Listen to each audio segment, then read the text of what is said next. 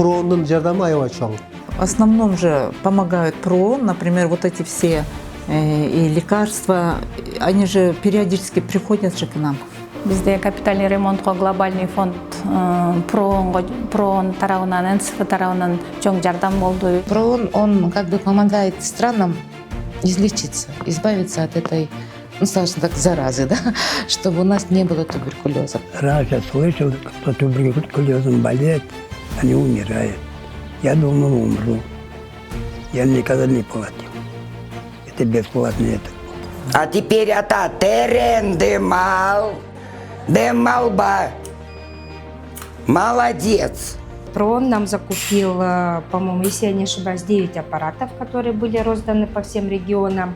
В каждой области по одному аппарату. У нас 2 аппарата, так как мы обследуем город Бишкек и плюс Чуйская область. Біз былтыр апрель айында Дубайға барып келгенбіз. Оқып, танышып, алардың обслуживаниясыны, қайсы инфекцияларды анықтаймыз. Ошол программаны оқытады бізге ПРООНдан. Если человек к вам обратился, значит, он к вам обратился, у него есть нужда, и он к вам этим обратился. Каждый раз, как люди завершают, они всегда говорят: спасибо, что вы были рядом. Но потому что мы морально были рядом с ними.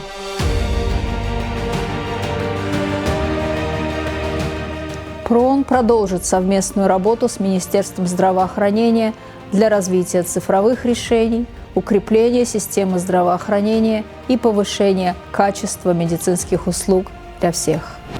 Наше партнерство с ПРООН дает реальные результаты, и мы уверены, что совместными усилиями сможем сделать систему здравоохранения еще более устойчивой и ориентированной на потребности людей.